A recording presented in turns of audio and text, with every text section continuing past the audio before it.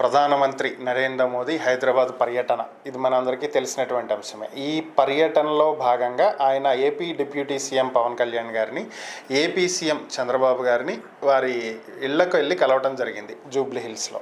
అయితే Pawan Kalyan guarantee operation చేయించుకున్నారు, so పరామర్శించడానికి వెళ్ళారు, అయిపోయింది. ఆ తర్వాత చంద్రబాబు గారి ఇంటికి వెళ్ళారు, అక్కడ 1:10 ఉన్నారు.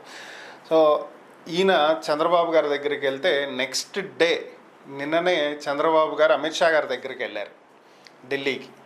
ఓవరాల్గా అసలు ఈ అంశంలో ఏం జరుగుతుంది ఏంటి, ఈ అంశాల మీద మనతో విశ్లేషించడానికి ప్రముఖ హైకోర్టు న్యాయవాది రజనీ గారు మనతో ఉన్నారు. ఆమెతో మాట్లాడదాం. నమస్తే రజనీ గారు. నమస్తే అండి.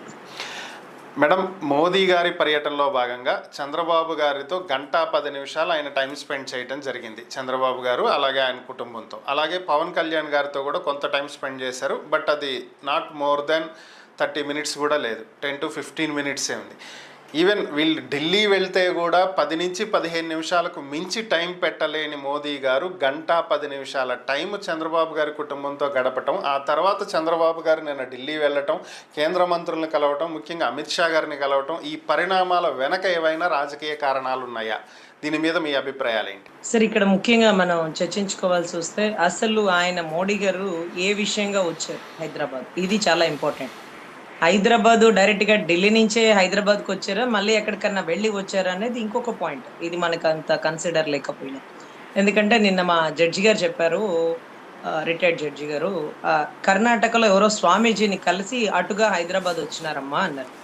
ఓకే, దెన్ ఏ పనిగా వచ్చినారు అంటే పవన్ కళ్యాణ్ గారిని పరామర్శించడానికి వచ్చారంటూ మహా న్యూస్ ఛానల్ వాళ్ళు జాకీ లేసి లేపుతున్నారు.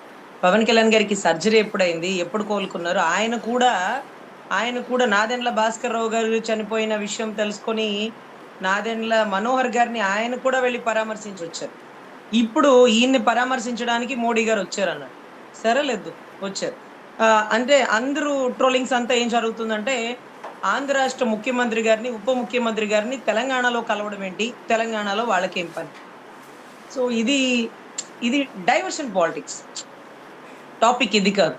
మనం మాట్లాడుకోవాల్సింది ఏంటంటే హెట్రో రెడ్డి గారి సింధు హాస్పిటల్, గచ్చిబౌలిలో పెట్టిన సింధు హాస్పిటల్ ఓపెనింగ్కి వచ్చినటువంటి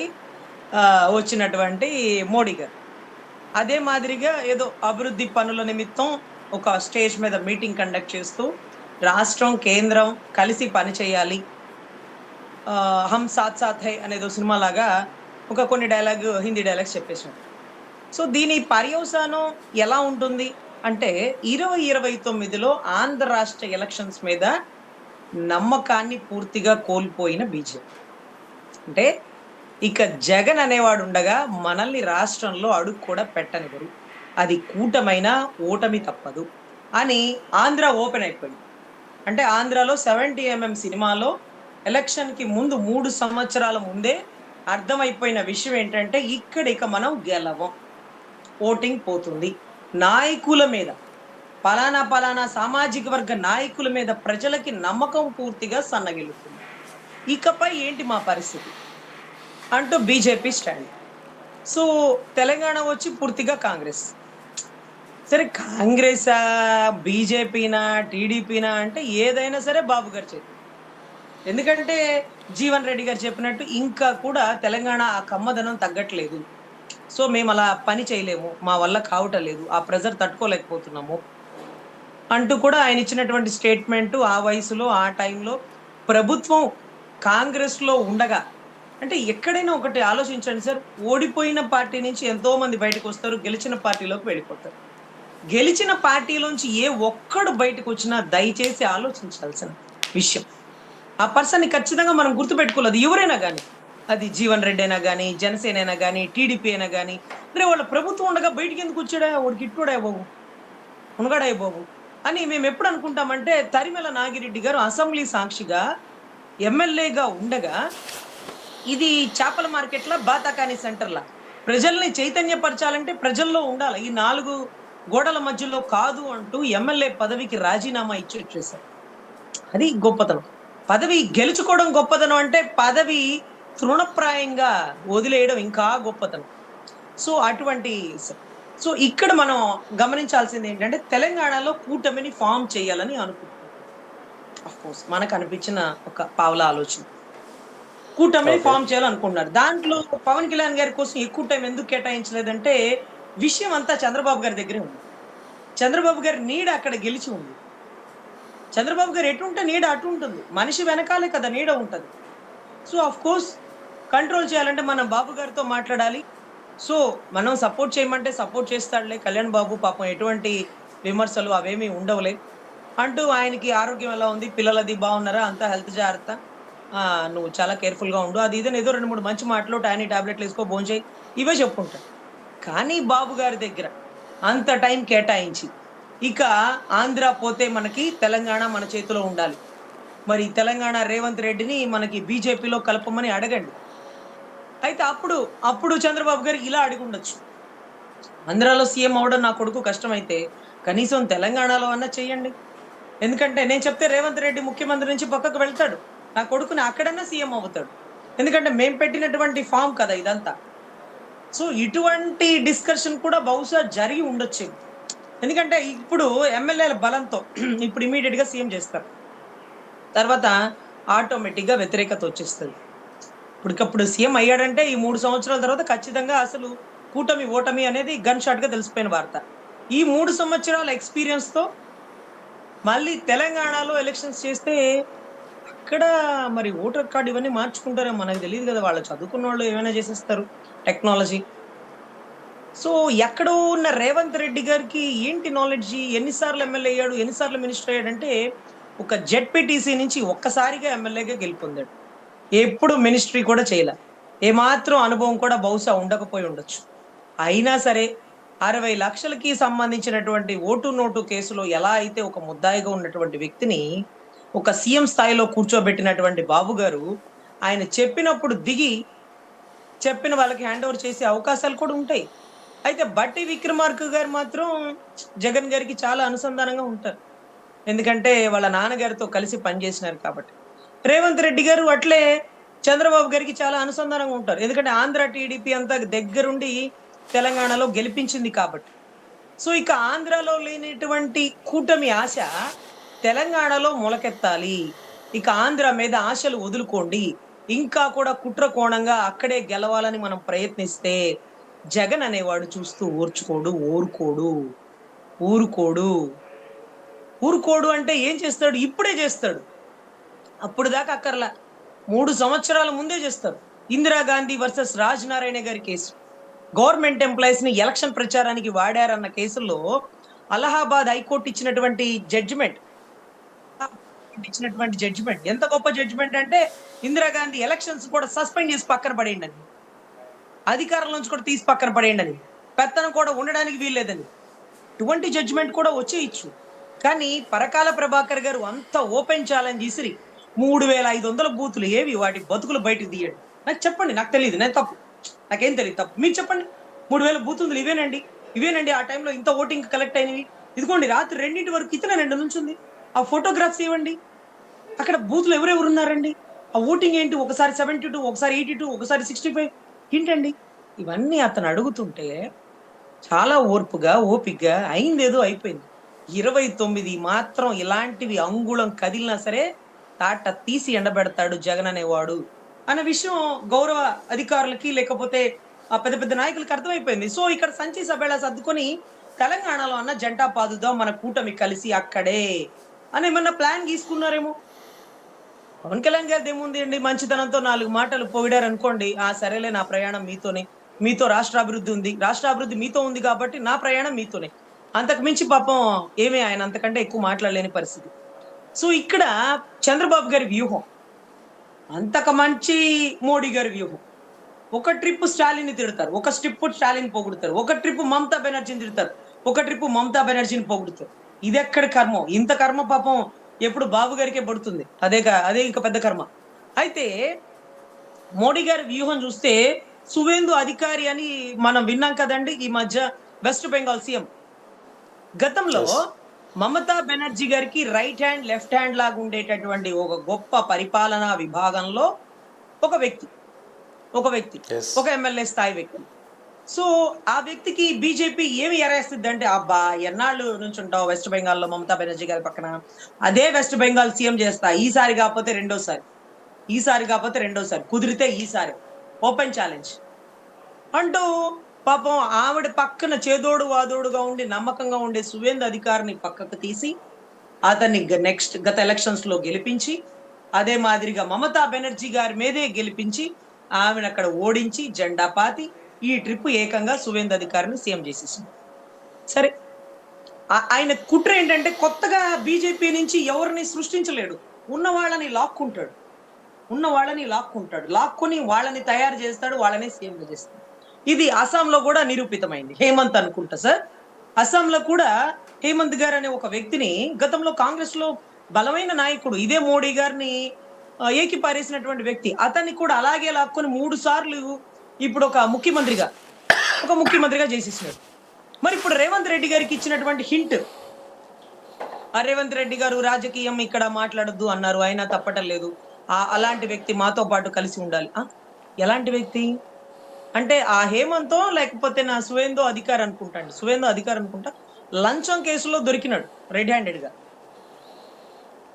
సో ఇక్కడ లంచం కేసులో దొరికినాడు, ఇక్కడ 60 లక్షలు డబ్బులు ఇటుకి మారుస్తూ రెడ్ హ్యాండెడ్ గా డబ్బులతో సహా, వెళ్ళిన ఇంటితో సహా, ప్లేస్ తో సహా, అంటే సీన్ ఆఫ్ కలెక్టెడ్ ఐటమ్స్, మొత్తం collection of the documentary evidentiary అంతటితో దొరికినటువంటి ఒక వ్యక్తి ఈరోజు రాష్ట్రానికి ముఖ్యమంత్రి స్థాయి గల వ్యక్తి. సరే, ఓకే, డన్. అయితే ఇక్కడ దరిద్రం ఏంటంటే ఇప్పుడు ఆయన బీజేపీతో కలిస్తే ఈ ఓటు నోటు కేసు కూడా ఉంటుందో, విధేయతగా ఉండాలని అనిపించినా అది పని చేయలేని పరిస్థితి. ఎందుకంటే ఇతను ఎవరి అండర్ కంట్రోల్లో ఉన్నారు? చంద్రబాబు గారు. సో చంద్రబాబు గారు ఎటు చెప్తే రేవంత్ రెడ్డి గారి ప్రయాణం అటువైపే. సో అటువంటప్పుడు ఇతని ప్రయాణం ఇంకా బీజేపీతో ఉండే అవకాశం ఉంటుంది కదా. ఒకవేళ అలాగుంటే ఖచ్చితంగా కూటమిలో లోకేష్ ని సీఎం చేస్తారని నేనైతే అనుకుంటున్నాను సార్. ఎందుకంటే అప్పుడు ఆప్షన్ లేక ఇక్కడ జెండా పాతాలన్న ఉద్దేశంతో అక్కడ రేవంత్ రెడ్డి గారికి ఛాన్స్ ఇచ్చారు. ఇక్కడ ఛాన్స్ లేనప్పుడు దగ్గరుండి గెలిపించి రేవంత్ రెడ్డి గారిని ఎందుకు ముఖ్యమంత్రిగా చేస్తారు? తన కొడుకు ఉండగా తన బలంతో గెలిచినాడు కదా. మీరు గమనిస్తే చంద్రబాబు గారు అరెస్ట్ అయినప్పుడు ఆంధ్రలో ఎవరు బయటికి భయపడిపోయారు. కానీ తెలంగాణలో మాత్రం సాఫ్ట్వేర్ ఎంప్లాయీస్ అంతా మీటింగ్లు పెట్టినారు. బీఆర్ఎస్ గారి గవర్నమెంట్ లో చక్కగా అద్భుతమైన మీటింగ్లు పెట్టి ఆ బండ్ల గణేష్ అనుకుంటా బాబోద్వేకం, వాళ్ళ అభిమానం వాళ్ళకు ఉంటది అనుకోండి, వాళ్ళ బాబు గారు వాళ్ళోళ్ళు, సరే ఓకే. సో అటువంటి భావోద్వేకం. అదే మాదిరిగా పవన్ కళ్యాణ్ గారు సినిమా హిట్ కొట్టాడు, పవన్ కళ్యాణ్ గారి మీద కూడా అదే భావోద్వేకం ఉంటుంది, ఎందుకంటే హీరో కాబట్టి. సరే, సర్వసాధారణం. అంటే నేనేమంటున్నానంటే తెలంగాణలో ఆయన బలం బాగా ఉంది. తెలంగాణ వాళ్ళ ఆస్తులంతా పాప అమరావతిలోనే ఉండేవి చాలా వరకు, కొంత సామాజిక వర్గం వరకు అని వినున్నాము. నిన్న పేరుని అన్న కూర్చోబెట్టి చెడు కూడా అడుస్తున్నాడు. ఈ డాక్యుమెంట్ ఎవరిది, ఈ భూమి ఎవరిది, ఈ సర్వే నెంబర్లు ఎందుకున్నారు, ఇంత భూమి ఎక్కడ కొన్నారు, ఇదేంటి గ్రీన్ బెల్ట్ అయిపోయింది, ఇదేంటి కమర్షియల్ బెల్ట్, ఇదేంటి ఇండస్ట్రియల్ బెల్ట్, ఏవేవో చెప్పేస్తున్నాడు. అంటే ఇటువంటి పరిస్థితుల్లో మీరు గమనిస్తే తెలంగాణలో కూటమి ఆవిర్భవించబోతుంది. ఆవిర్భవిస్తే ఇక్కడ చేసుకోలేని తన కొడుకుని సీఎం గా అక్కడ చేసుకుంటాడు. ఇక్కడ కూడా ఈ తొందరలో చేసేస్తాడేమో. ఎలాగో కూటమి ఓడిపోతుందని తెలిసినప్పుడు ఇంకా కూడా ఆలోచించి కొడుకుని సీఎం చేయకపోతే ఎలా? ఎమ్మెల్యేలందరూ ఓటింగ్ తోనే కదా ఎవరైనా సీఎం అయ్యేది అభ్యర్థిగా. ఎమ్మెల్యేలందరూ వాళ్ళే ఉన్నారు. వాళ్ళ ఇంట్లో మొన్న మధ్య గెట్ టుగెదర్ మీటింగ్ పెట్టినాడు, ఎమ్మెల్యేల కుటుంబాల సభ్యులందరినీ కలిసినాడు. అదే మాదిరిగా ఎమ్మెల్యేలకి ఒక పెద్ద అంటే ఒక ఫోన్స్ లేకపోతే ఇది 1 లక్ష రూపాయలు 2 లక్షలు కూపన్స్ కూడా ఇచ్చినారట. పలానా రిలయన్స్ షాప్ లోనో ఎక్కడో ఏదో షాప్ లోనో గిఫ్ట్ హ్యాంపర్ లాంటివి మీరు కొనుక్కోండి అని పండగ ఆఫర్ కూడా ఇచ్చినారు. సో ఇటువంటి పరిస్థితుల్లో అతను సీఎం అవ్వాలన్న ఆలోచన ఉంది. అది పాపం ఓకేడా. నేనేమంటున్నానంటే మీరు ఓపెన్ గా 2029కి మీరే సీఎం అభ్యర్థి అని చెప్పి, మీ కొడుకుని సీఎం అభ్యర్థి అని చెప్పి మీరు ఎలక్షన్ చేసి గెలిచి అప్పుడు మీరు ఆ సీట్లో కూర్చోండి.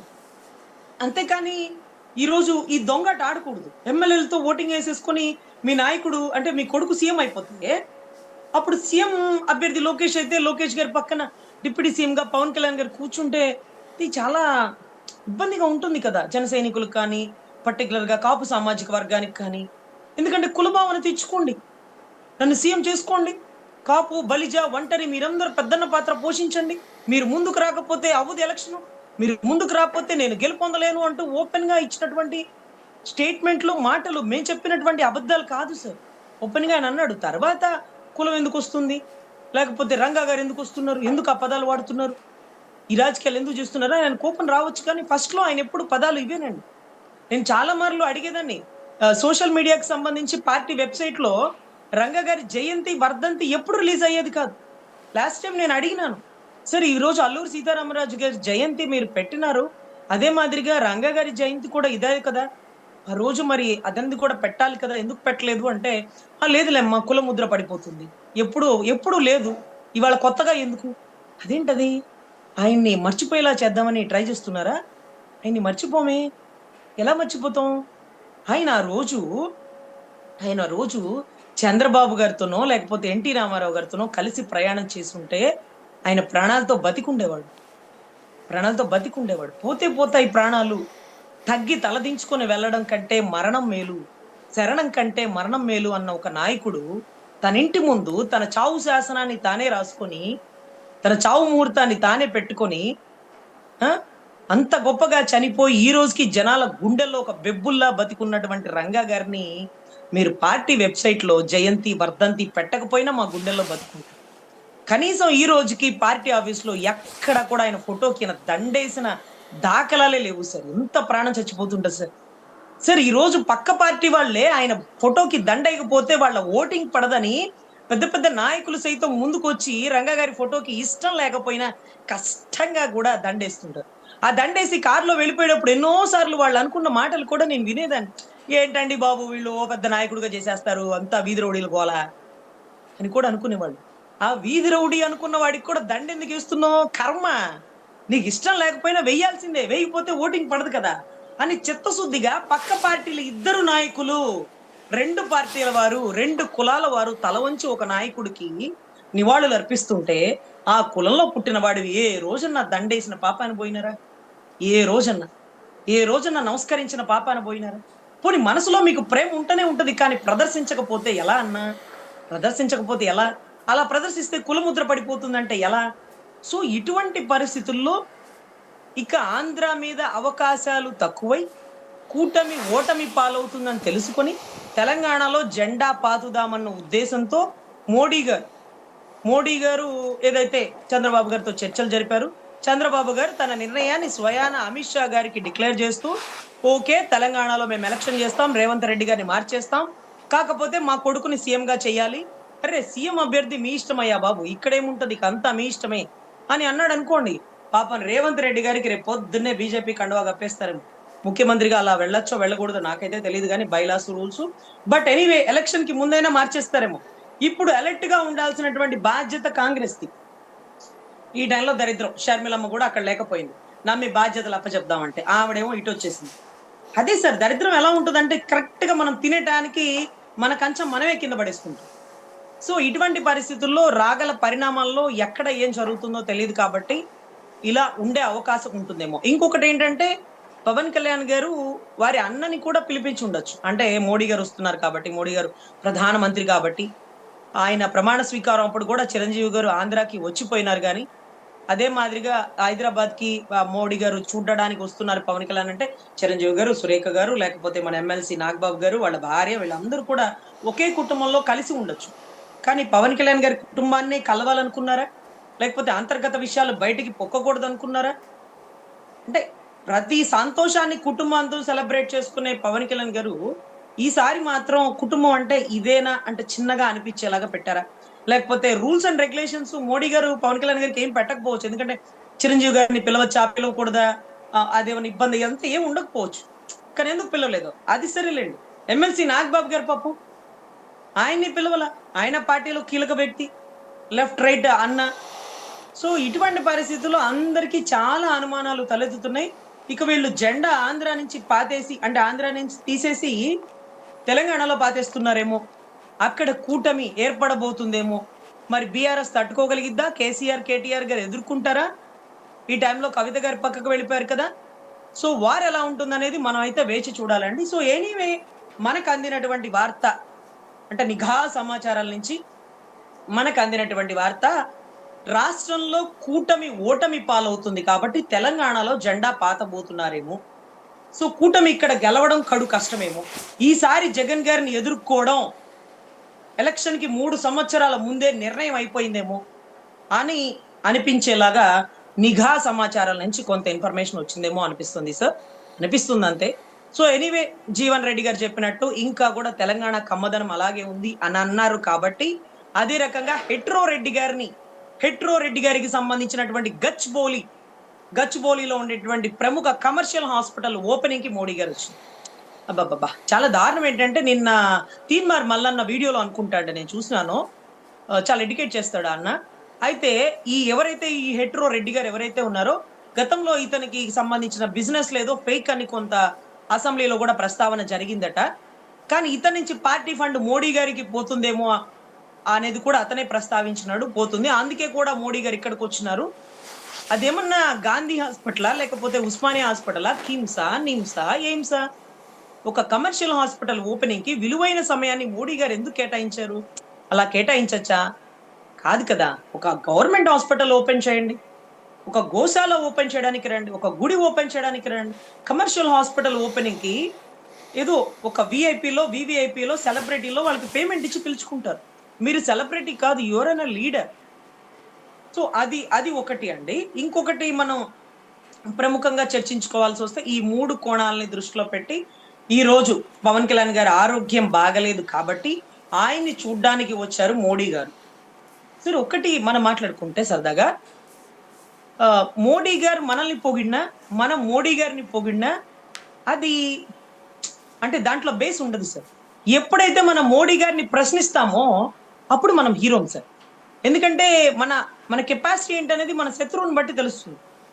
మోడీ గారికి డి అంటే డి కొట్టినాం అనుకోండి. గతంలో మా అన్నని పవన్ కళ్యాణ్ గారిని ఎప్పుడు కూడా మోడీ గారిని ఆయన విమర్శించేవాడు, రాహుల్ గాంధీ గారిని విమర్శించేవాడు, చంద్రబాబు గారిని విమర్శించేవాడు.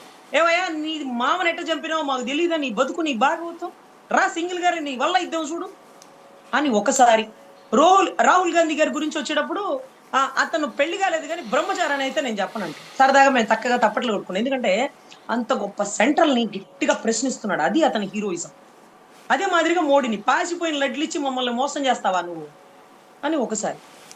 సో ఎప్పుడైతే మోడీ గారిని ప్రశ్నిస్తారో అప్పుడే వాళ్ళ కెపాసిటీ పెరుగుతుంది. ఈ రోజు మందకృష్ణ మాదిగ గారు అండి దళిత క్రైస్తవ రిజర్వేషన్ గురించి గట్టి పోరాటం చేస్తుంది. మోడీ గారు ఆయన్ని దగ్గర తీసుకున్నప్పుడు అందరికీ చాలా అనుమానాలు తలెత్తింది. కొంత వర్గానికి మోడీ గారు అంతటి వాడు మందకృష్ణ మాదిగను దగ్గర తీసుకుంటున్నాడని చాలా గొప్పగా చెప్పుకున్నాడు. కొంత లెక్క అనుమానించినారు. ఎప్పుడైతే మందకృష్ణ మాదిగన్న ముందుకొచ్చి మీ ప్రశంసలు మాకొద్దు, మీ అవార్డులు మాకొద్దు, మా దళిత క్రైస్తవులకు జరిగిన అన్యాయాన్ని నేను ప్రశ్నిస్తానన్నప్పుడు అప్పుడు మందకృష్ణ మాదిగన్నలోంటి ఒక హీరోయిజం, ఒక లీడర్ క్వాలిఫికేషన్స్ ఇప్పుడు బయటకు వస్తాయి. అవతలవాడు మనల్ని పొగిడితే మనం గొప్ప కాదు, ఆ అవతలవాడిని మనం ప్రశ్నించగలిగితే సబ్జెక్ట్ టు సబ్జెక్ట్. మళ్ళీ చంద్రబాబు గారు అసెంబ్లీలో అన్నట్టు ఆయన భార్యనే ఆయన చూసుకోడు, ఆయన భార్యనే ఆయన సరిగ్గా చూసుకోలేడు, ఆయన రాష్ట్రాన్ని చూస్తాడా అని ప్రధానమంత్రి మోడీ గారి గురించి అసెంబ్లీ సాక్షిగా మాట్లాడిన మాటలు చంద్రబాబు గారు. సో ఆయన బ్రహ్మచార పెళ్ళయిందా మనకెందుకు, ఈ మాటలు ఈయన. సో ఇటువంటి విషయాల్లో సార్ ఎవరినైతే గట్టిగా సబ్జెక్ట్ టు సబ్జెక్ట్ విమర్శిస్తారు, దళిత క్రైస్తవ రిజర్వేషన్ 1950 టైం నుంచి వచ్చినటువంటి చట్టాలు, వాటిల్లో మార్పులు రావాలి అంటూ ముందుకు వస్తున్నటువంటి మందకృష్ణ మాదిగన్న.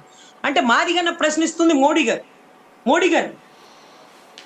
ఆయన్ని దగ్గర తీసుకున్నా, లేకపోతే మోడీ గారిలో ఒకరి నుంచి అవార్డులు ఏమన్నా వచ్చినా నాకెందుకు, నేను ప్రజల మనిషిని కాబట్టి అవార్డులు ఇచ్చాడు.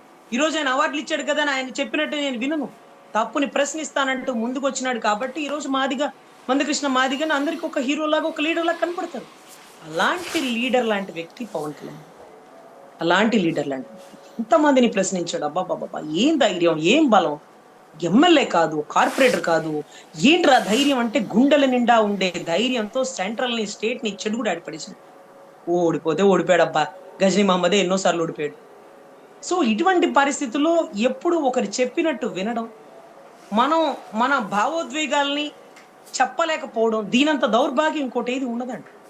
సో ఇటువంటి పరిస్థితుల్లో మనము పవన్ కళ్యాణ్ గారు మోడీ గారిని పొగిడినా, మోడీ గారు పవన్ కళ్యాణ్ గారిని పొగిడినా గొప్ప కాదు. కానీ పవన్ కళ్యాణ్ గారు ఎప్పుడన్నా మోడీ గారు తప్పు చేసినప్పుడు ప్రశ్నించారనుకో, అబ్బా చూడరా మావాడు సెంటర్లో మోడీ గారిని చెడుగుడాడేస్తున్నాడు, ధైర్యం రా బాబు. ఆ క్యాడర్ ని గెలుచుకున్న వ్యక్తి జగన్ రెడ్డి గారు.